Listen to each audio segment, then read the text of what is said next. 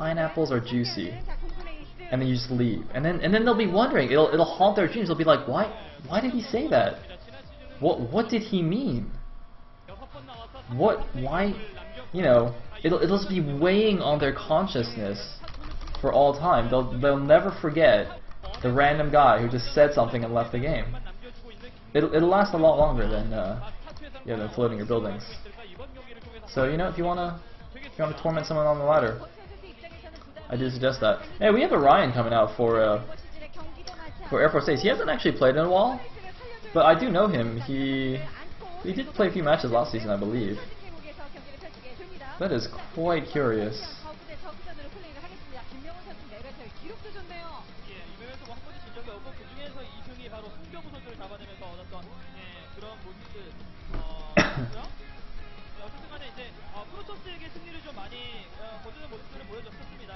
And looks like we're going to be on Entombed Valley.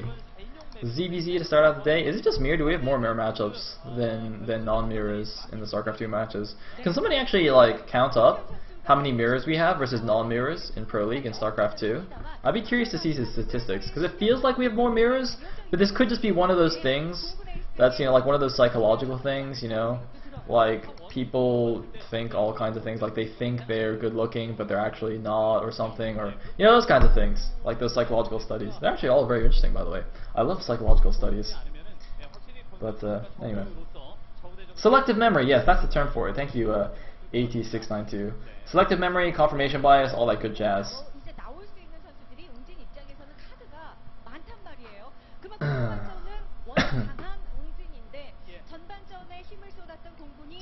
So somebody could tally up these statistics, that'd be fantastic. And yeah, sweet.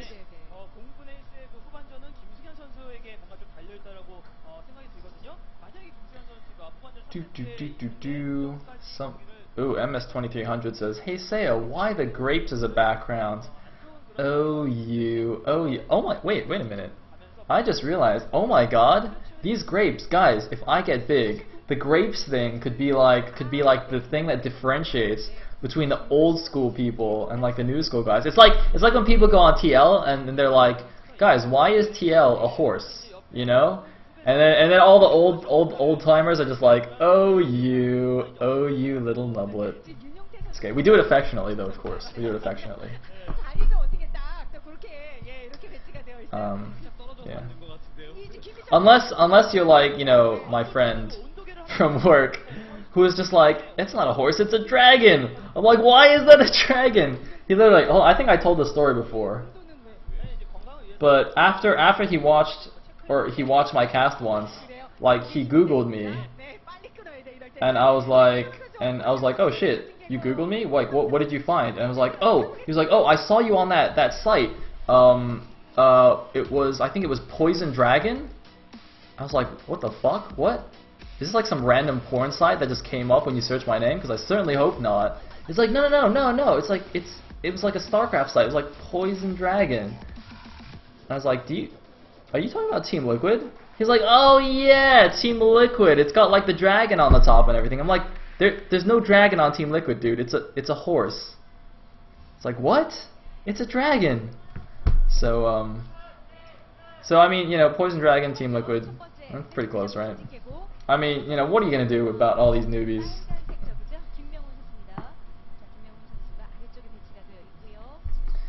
Apparently he thought that like, I think there were like some like waves coming out of the sides or something, so he thought like it was a dragon breathing fire or something. I don't know. That guy's kind of crazy, but he's awesome. And now I'm getting so many people in the chat saying, why is TL a horse? Ha ha ha ha ha. Let me laugh at your noobiness. Actually, no. TL is a horse because Nazgul was, of course, the founder. And if you remember Lord of the Rings, the river scene where like Liv Tyler holds up the sword and it's like the awesome pose, and she's like, "You shall not pass," and then, you know, like the waterfall comes down with like the horses. And then, like, that's where it comes from, I'm pretty sure. See, because it's like Team Liquid, and it's like a liquid horse. And then like kills Nazgul? Yeah. Or something. I don't really remember. I mean, like, it was Liv Tyler, so that's like the key part of the scene. And then there's like, it was like Liv Tyler and some other stuff happening or something.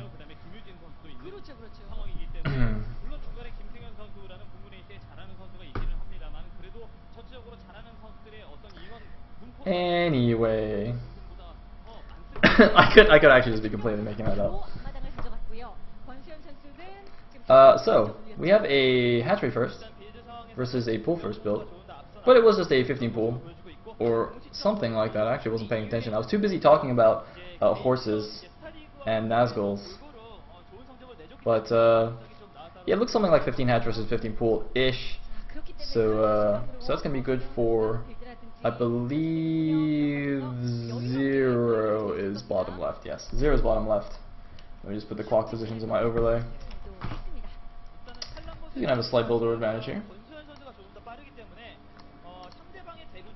Alright. Cool. As you can see, Orion's pool just now finished. He's got his gas as well, so excuse me, probably gonna go for some fast speed and then follow up with some banelings. And that's what Zero's doing as well. So we're probably just gonna see standard link baneling shenanigans in the early game here. Let's see actually what Orion does to kind of pull himself back. I mean, you know, it's not like he's super duper far behind, but it is definitely a slight build order disadvantage here for him. That's not really what he wants here, because you know, Air Force Ace are already down in the first series, so they need to win this StarCraft 2 best of 3 to take to an ace match, where they'll probably just get destroyed by Sulky anyway. But you know what? I still want to see an ace match. Love me my ace matches. And then we do see Zerging speed for both players, actually getting it at about the same time. Of course, even though the pool was finished earlier for Orion, it really only matters when you get that first 100 gas. That's when you can start your speed, obviously. And Zero looks like he took his gas pretty quickly as well. So, looks like both players continue to mine gas just so they can get those banelings. Presumably it will be banelings. Yep, both players do have their baneling nest on the way. I keep forgetting I can look at the production tab. Oh, it's magical. Oh, I also forgot to switch to the HD stream. Whoopsie daisies. I'm sorry, I'll do that after this. Oh, I was wondering why I had to change the aspect ratio in the beginning here. Okay. Huh. Alright, we'll do it after this game. And it looks like Queenie gonna come over here, poke the Overlord. Baneling nest actually not spotted by Zero, but I mean, you know, you should kind of assume that your opponent's doing that after awful fast expand. I mean, of course you can go roaches, play a little bit more defensively, but yeah. Oh, looks like a couple of speedings are gonna run here, so you're gonna go see what's going on. They are gonna see the baneling nest, and they're gonna see the evolution chamber as well, I believe. So that's gonna be quite telling here. That very fast evolution chamber from Zero. What upgrades does he actually gonna get? Let's see. He's gonna get range attack, so he's gonna be switching into roaches. Probably just gonna get a couple of defensive banelings here. And it looks like that's what Orion's doing as well. So both players just getting defensive banelings and then going into something. Looks like Orion's actually elected to go for a faster lair. So Zero's getting a attack upgrade, and just now got his attack upgrade first, and then went for his lair. So his lair is a little bit slower than Orion's. Orion also just now taking a second gas, and also getting an evolution chamber. He's actually got his 4 gases fairly quickly here. So perhaps might be going for some Mutalisks. Although no, he is actually getting a Roach War now as well. Okay, so maybe not. Maybe not.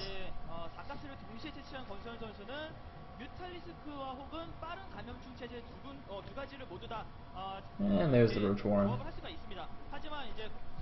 So all in all, fairly close for both players. You know, Zero's going to be slightly ahead on upgrades, whereas Orion's lair is slightly faster. Let's see what he decides to do with that. He's just going to get those roach upgrades, or do something fancy. Don't see anything yet on the production tab. It's actually really, I feel like I should be used to casting like from the map and the production tab as well, but it's like when I cast the Broodor games, I like 90% of the time I'm looking at the mini map, and the other 10% I'm like looking what's on the screen. But now I have like the mini map, the main map, and the production tab. It's crazy. I gotta like, it's like a 50% increase in the number of things I have to look at. It's crazy, man. It's like some sick observer multitasking now for me. Ugh.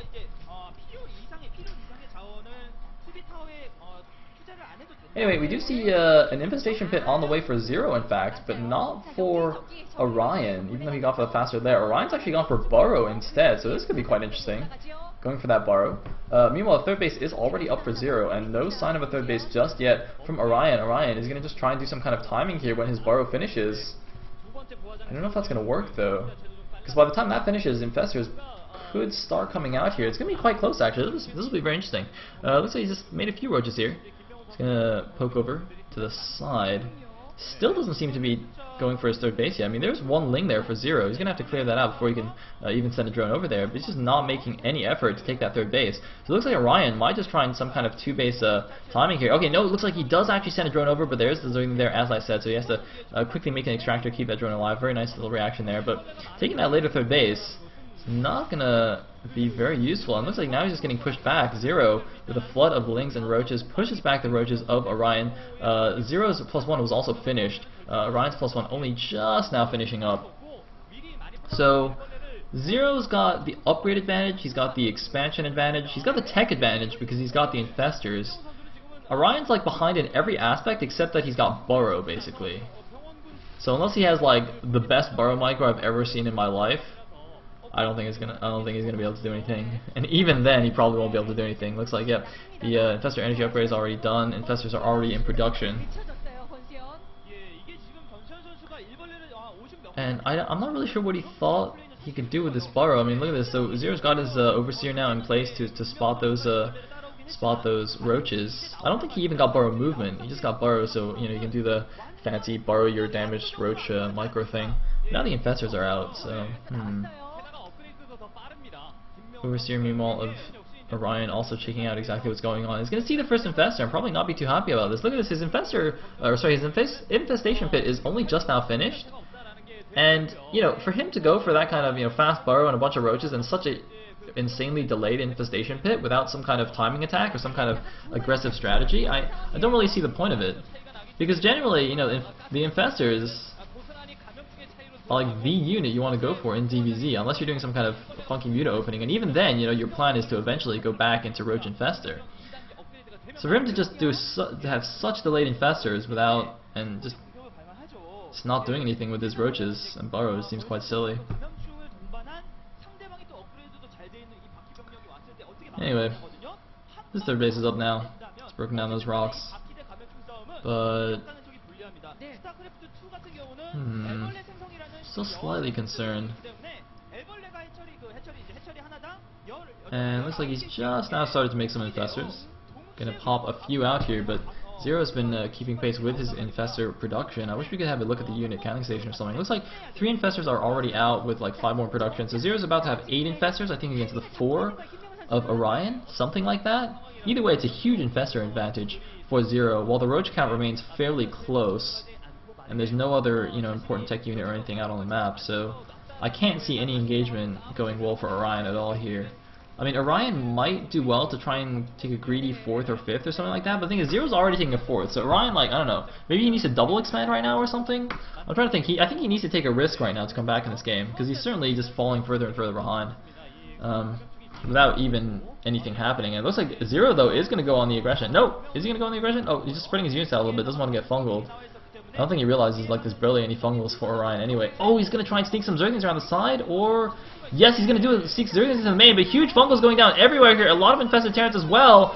And this is where the Infestors are really going to tell. Is it going to matter, though? It looks like Orion did have maybe slightly more roaches, but does it even matter? With good fungals going off on everything, infested Terrans being lost, it looks like Zero is going to take the engagement quite convincingly here. Yeah, just overwhelming Orion at the end. And Orion is going to be completely dead now. Just unable to do anything, you know, 4 low energy Infestors against 8 Infestors, 4 of which had like pretty high energy. It's not even going to be close. So this is going to be the end for Orion. Air Force Ace is going to go down 0-3 here to Woongjan Stars. It might be a 4-0 yet again. And GG from Orion. 0 takes game number 3 here. Stars is 1 game away from victory. Very sad for the Air Force Ace fans.